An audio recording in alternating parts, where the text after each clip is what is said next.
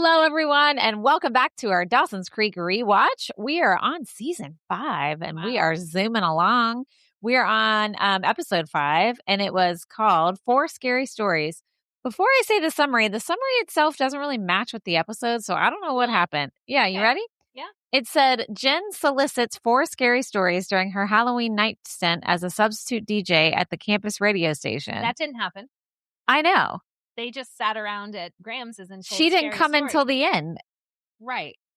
That was the 4th story. I was like, who did that summary? And Graham's told that story. I know. It was weird. So that's not really what it's about, guys. Happens. So really what happens is Jack, Pacey, and Joey are all at Grahams's, but Graham's isn't there at the time. Uh-huh. And they start telling each other scary stories. And then Graham's comes in at the end and tells a scary story that Jen's involved in. That's what happens. I love a Halloween episode. It was good. It was fun. I actually really liked it. It was really fun. I liked how they all took turns. Mm-hmm. And yeah, so let's just chat about it. Yeah. I wrote down the ball bouncing down the stairs when Jack and Pacey scare her. That exact thing happens in my favorite scary movie that I've talked about multiple times, The Changeling. Yep. From the late 70s. It's a kid ghost. Mm-hmm. And there's a ball that bounces down the stairs. So, and it happens in other scary movies too. Yeah. It's like a thing where like objects are sort of moving on their own. Does it happen in Poltergeist? I feel like yes. I can kind of see that in my head, but maybe I'm thinking of The Changeling. Yeah. I don't know. But anyways, I love that. So that's when they actually try to scare her. So Joey tells the first one. Yeah. Yeah. Yeah. And so hers is that she's at the library. And I love that her roommate, Audrey, I know, is Carrie. Without the blood. So she just looks like a literal like beauty queen. And someone's like, hey, Miss America. I'm Carrie from the book and the movie. I know. She's so funny. I loved her character on this show. They did such a good job. And what I just, from decades of knowing who she is now, know of her personality. I know. She really infused a lot of her personality in that character, and it worked. And she does it in, I feel like, a lot of the characters she has played.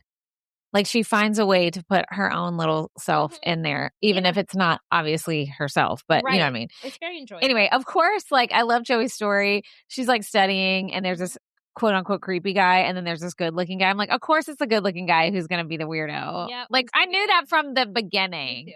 I was like, that guy in the back, I thought he was like a ghost or something. The guy eating the peanuts. Oh, yeah.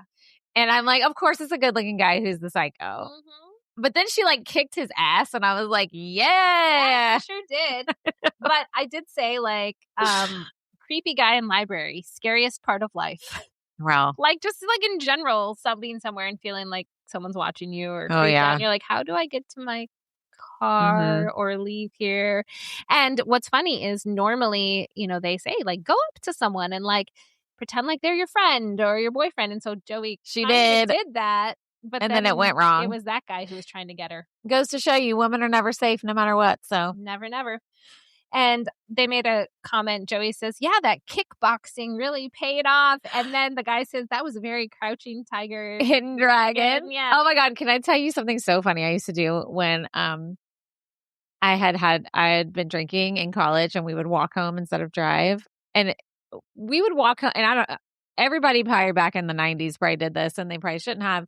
Like, we weren't exactly walking in great places at like 2 a.m. and it's dark and we're walking home. Like, my friends would make fun of me because I'd be like, I'm not scared. I know Tybo. Like, that's it. Like, I'm going to be like, roundhouse kick. Let's go. Right. Like, it doesn't matter if they have a gun or a weapon or they like pepper spray. I'm not kidding. My friend Michelle would be like, Danny's going to say she knows Tybo. I'm like, well, I do. Watch this. Y'all better back up. We'll look out for this. Okay? Thanks, Billy Blanks. Oh my God, that's so great. Okay, so let's all head on that story. Pacey, I love that they said he had an urban legend since he was in the movie Urban Legends. Yep. Oh, I loved that. That was really, really good. And it's the headlight one that we talked about. Yep. But they fused together. It was like the headlight one plus like a ghost driver. Ghost driver. Yes. And then they're in that creepy diner that is like incredibly populated. Well, I feel like it was like a ghost diner. Yeah, that was probably because remember they walk in and there's like 666 somewhere, and then like and the coffee's like spilling over. Yeah, it's like It was like a Twilight Zone. And they're out of everything and the phone doesn't work. Yeah. Okay, so then in Jack's story, I just thought of it because Jack looks at this old fraternity picture and it's like a ghost. But didn't Jack's dad go to like Princeton or something? Wasn't that a whole thing when Andy got in? Yeah, he did. Was it Princeton? Yeah. But then Jack talks about, wasn't he talking about how his dad was in the fraternity? Or was it the other guys that were saying that? The other guys said their dads were. Oh, okay. He said because the other guy was like, "Oh, my dad was in that pledge class. He's right there." Because then I thought they said something like, "Wow, look at your dad." And I thought he said, "Oh, he was doing that hippie thing." No, he did, but it wasn't his dad. Someone else's. Okay. Yeah. That makes more sense. Because I was like, I thought his dad, it was Yeah. the whole thing. Okay, got it. Sorry. That's really irrelevant to the scary story at all. So Jack finds, I immediately knew it was a ghost. It was a ghost because they talk about some guy that like went crazy and then killed himself or whatever. And so then Jack runs into a guy he's never seen before. Was it supposed to be that guy? Yeah, it wasn't the hippie guy, but it was a guy in the picture. Oh, okay. So then later he's like, let me get you a glass of water or something. And he walks out and he picks up the picture because it had fallen and broken. And he sees the ghost guy. Which we knew, as soon as he opened the closet, I was like, oh yeah, it's a ghost. It's a ghost. Yeah. And then he was gone. But where were the guys? Where did they go? I don't know. They never, that was weird. Yeah. It's like Jack alone in the house with the ghost now. And why did they make him be sick? Who, the guy? Jack. Oh, Jack. I wondered that too. I was like, what? Yeah, because he like coughs, and so you think it's going to have something to do with the story. And then he does it again. And he's like, oh, I shouldn't drink with my cough medicine. And then I was like, okay, so he's going to pass out or something? No. It was weird. I was like, nothing ever happened. He just and it was like an obvious cough. That was weird. I know, it's so strange. Anyway. I don't get it. And then Graham's story. Yes. Graham's, and I said, just her telling the story was the best. She's the best. She was like, oh, you little young people who are desensitized to scary stories. And then she tells a story that's completely terrifying. Yes. Jen at the radio station. And then she's like, well, good night. I know. Well, okay, bye. And their faces. And then Joey's like, I guess we have to I know. No. And then they reference the T. Yes. The transportation system in Boston. And they're like, oh, Pacey, are you scared to go back and stay on that boat by yourself? And he's like, no, I'm fine. And Joey's like, you're going to walk with me, right? Yeah. But you know that feeling of when you're scared. Okay, listen, I still, in the middle of the night, if I have to get up and pee, run back to my bed. Wow. I just did it last night. I'm so scared there's something under the bed. I love it. And you guys, I picked out we went to a used bookstore over Christmas break, which I love. And I got some books. I just picked books because the covers are cool. Anyway, and I got home and I was like, I started reading this book and I'm like, why did I get this? Not only is it ghost stuff, but it's a true crime one. It's really good. You would like it. I'll bring it to you. Okay. It's really good. And it reads very fast. But I'm terrified. I read before bed. I'm like, I am so scared. And then there's one part they talk about this ghost lady sitting on the edge of a bed when they wake up. And I'm like, oh my God, what am I doing to myself? Oh my God, that's so funny. Okay, so that's the end of that episode. It was a fun episode. That was a good one. I liked it. And it was weird though, because it was thrown right in the middle of Dawson's dad dying, then this one, and then now we're back to Dawson's grief. Right. It was not anything that drove any plot forward. No. I guess it was just their Halloween episode. Yeah. Yeah. And it was good. It was good. You could watch it by itself. Sure. Yeah. Out of order. All right. Okay. 6. Episode 6 is called Use Your Delusion. Mm-hmm. Joey anxiously prepares for a visit from Dawson. Jack is forced to choose between his fraternity brothers and Tobey, and we knew how that was going to go. Look, Tobey be showing up out of nowhere and then be mad. Right? That Jack doesn't have time for him. It's his rush week. I wrote down, maybe Tobey should have planned a time to visit. That made me so mad. His fraternity brothers were not wrong. Right. They're he showed up to check on you. Not just, and I think they were right. Mm-hmm. And now Toby's feelings were valid too, but also this kid's in college and he's having fun and he's having new experiences. Yeah. You got to leave space for that or you out. And guess what he chose? You out? Yep. And I didn't like how Jen was on Toby's side. I didn't either. Jen was making Jack feel bad. I know. She's like, well, you forgot about us. And I'm he's like, I want to meet new people. And I think he summed it up. Jack summed it up really well when he was like, this is the first time I can just be me and everyone's just fully on board and accepting and I'm part of all the things and I'm not this gay guy or this art guy or the new guy. Right. Or I'm just like one of them and they don't care and we all get along and we have fun. Yeah. And also like he said, like they knew from the beginning all the things about me that I had to like overcome or whatever. He's like, they already know and now I can just be. And he deserves that. Correct. It's like, I'm so happy for him. Right. And then I like the part where he's like, yeah, I just want like space to meet new people. And Jen says, well, you should have told him that. And he's like, I'm telling you. Right. And I was like, oh, okay. But yes. But also yes. Yeah. When she's off with her little guy. Which, oh, well. I also wrote down that is the cleanest frat house I have ever seen. I know. It is so clean all the time. All the time. There might be like a red Solo cup here and there. Yeah, because they're trying to be like, authentic. listen, that's not what they look like, guys. No, or smell like. Not that you can smell through a TV screen. I'm sorry. I guess a lot of my foundational fraternity house memories are rooted in scent. I mean, there is a scent. So, sorry about that. There is a scent. Yeah. And then what else? Let's talk about Dawson. Oh. So he comes to visit and I just, I feel for Dawson. And when he's like wants to go out and they go to that party and he has an anxiety attack. Yep. I mean, they don't say that's what it is, but that's what it is. Mm-hmm. Man, I've been there. You've been there. Mm-hmm. And it's crazy because if you've never had an anxiety attack, that is exactly how it happens. It comes out of nowhere most of the time. I mean, you can have triggers, but sometimes you'll just be like, oh my God. And like, all you know is that you're about to jump out of your skin and you got to get out of it. Like you got to get out of wherever you are. You can't be there any longer. Like he did. He was sweating. Like happened to me inside an MRI machine. Jesus. And I had to I was like hitting the panic button. They came and got me out. I mean, obviously that was a trigger. Mm-hmm. Yeah. Like you knew why you were freaking out in an MRI machine. But it's like I couldn't get out fast enough.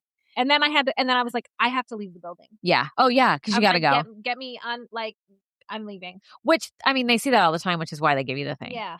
You know what's weird? I've had a lot of MRIs and I am able to keep it controlled because I don't open my eyes.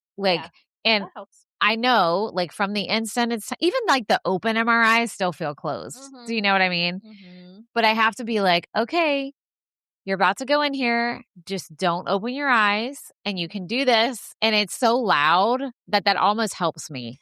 Yeah. It kind of drowns. I've had other MRIs. That's the only time I've ever freaked out. Oh, really? Mm-hmm. And I haven't been back. I actually still need to go back and do the same thing. Oh, God. I'm too scared. But they did say they'd prescribe me something. And I was alone, because I'd never had a problem before. So I was like, I'll just go and do it. And it was later than it was supposed to be. It was delayed. I hadn't eaten. I'd had a lot of caffeine. Katie. And they were looking at my brain, which always freaks me out. Okay. So number one, the two most basic things in your life, which is fuel and sleep. Yep. Out. Those are huge triggers for anxiety. Uh-huh. And then you had too much caffeine, which also is a big no-no. And I was alone. Sitting there waiting by myself. And it was something you're already scared about without being in a machine. Correct. Yeah. So do you know what I did when I left? I went to Arby's. Good. I drove myself to Arby's. I didn't even want to go inside. I went to the drive-thru. I parked in the parking lot. Hey. I ate a full meal in my car. Yeah.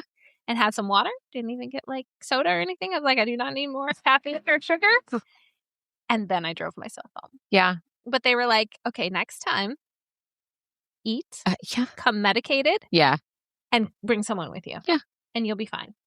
But, But you got to meet your basic needs first. Yeah. I always tell people, if people are like, oh, I don't know why I don't feel good. And I'm like, are you hydrated? Mm-hmm. Are you tired? And do you have food in your body? And if you have wonky answers, then there's a really quick solution. That's where you begin. Absolutely. But anyway, he had all those things. Yeah, he had all those things. And he had an anxiety attack. And I felt it. Mm-hmm.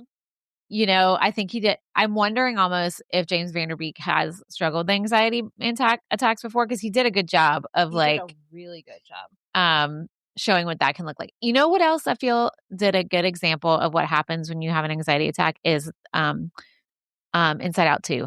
Yeah. Have you seen it?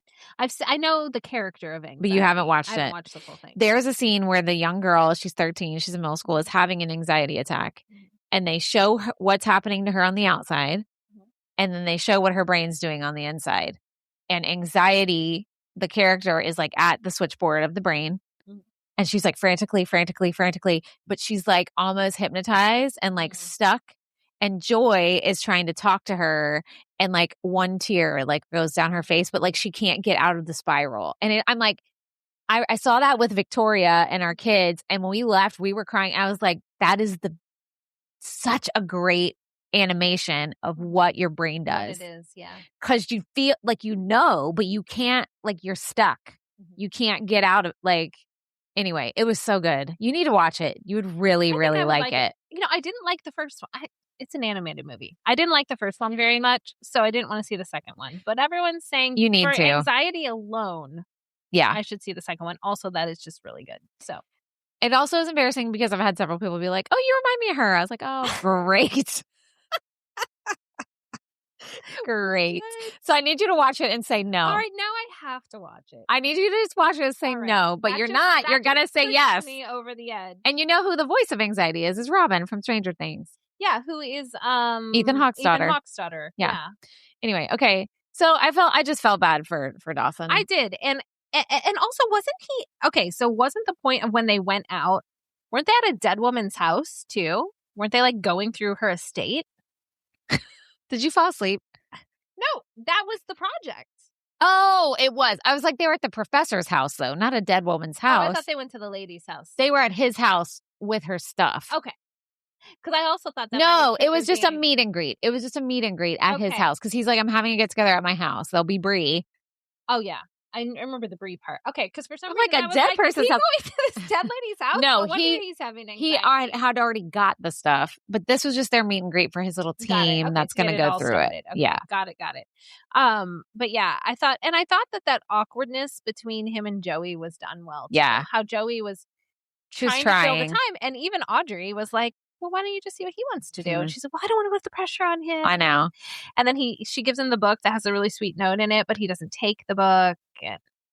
Well, because books like that are nice, but you have to make sure people are in the right place for that. Right. And I get it. And he wasn't ready yet. Yeah. And then when he left and she kind of shuts her dorm door, I felt that. I was like, I know.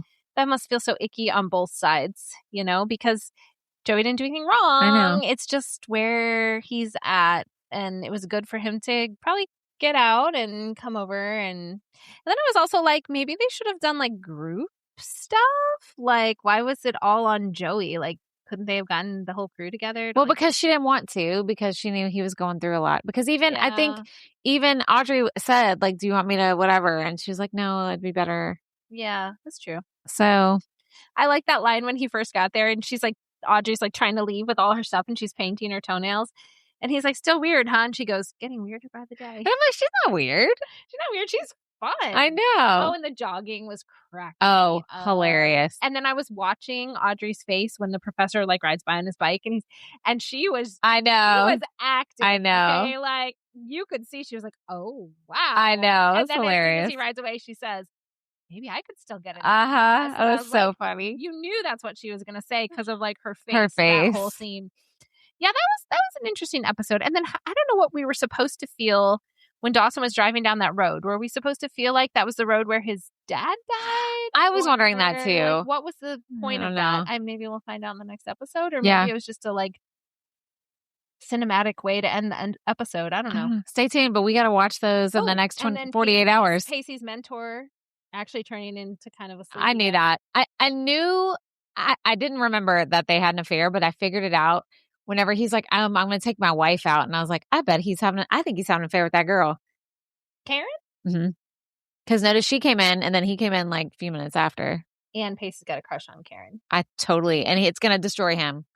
I'm telling you. And the guy even told him like, I wouldn't go after her. I'm telling you, that's it. I didn't peek ahead and I don't remember, but I'm pretty sure. Unless that's my subconscious being like, I remember. Oh.